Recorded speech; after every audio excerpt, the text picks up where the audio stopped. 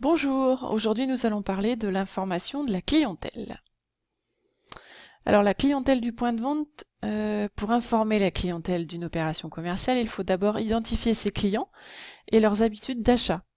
Donc on va poser des questions sur qui sont nos clients, donc définir leur âge, leur CSP, leur sexe, qu'est-ce qu'ils ont besoin, de quoi ils ont besoin, où vont-ils le chercher principalement, quand, à quel moment de la journée, ou peut-être y a-t-il une saisonnalité sur notre produit.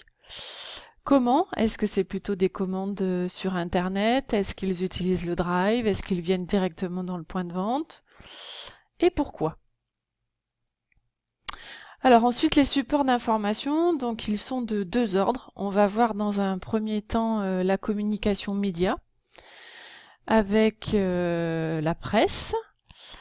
Donc on peut y retrouver la presse quotidienne régionale, la presse nationale, le cinéma avec les CGR et bien d'autres supports encore de cinéma, la télévision avec tous les supports que vous connaissez, de TF1 jusqu'à M6 en passant par Canal+, la radio, l'affichage, donc là c'est un affichage 4x3, vous avez les abribus et tous les affichages que vous pouvez découvrir par exemple dans la rue. Et Internet avec les réseaux sociaux et les sites Internet. Donc ça, c'est ce qu'on appelle la communication média. Ensuite, on a la communication hors média. Donc ça, c'est ce qu'on appelle le marketing direct, entre autres, avec la newsletter.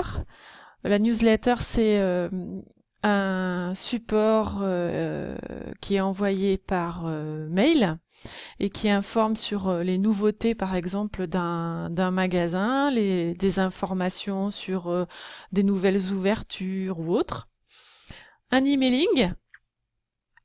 L'emailing, il a la particularité d'être envoyé dans la boîte mail du client avec, comme vous pouvez le voir là, une proposition d'action. Cliquez ici qui amène le client directement sur le site internet concerné.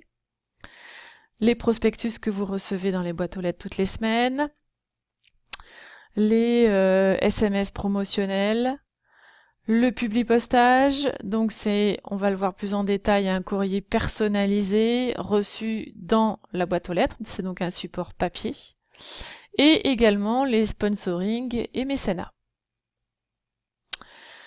Alors, le fichier client, donc lui, il est composé d'informations comme par exemple le nom du client, son prénom, sa date de naissance, une adresse postale, une adresse mail, un numéro de téléphone.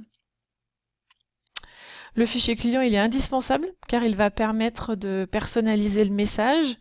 On va vraiment pouvoir l'adresser à une personne en particulier en mettant son nom et son prénom.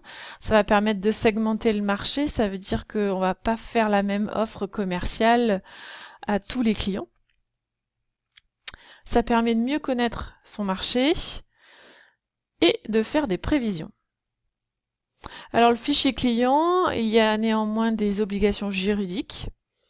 Première obligation, c'est que le fichier doit être déclaré à la Commission nationale informatique et liberté, la CNIL, et que les données du fichier doivent être modifiables et accessibles par les clients. Alors la communication écrite personnalisée, ce qui est très utilisé, c'est le publipostage, donc qui est composé d'une enveloppe porteuse, d'une lettre personnalisée avec un coupon par exemple, et d'un dépliant. Les SMS et les emailing, ce sont vraiment trois supports qui permettent une communication personnalisée et une efficacité mesurable.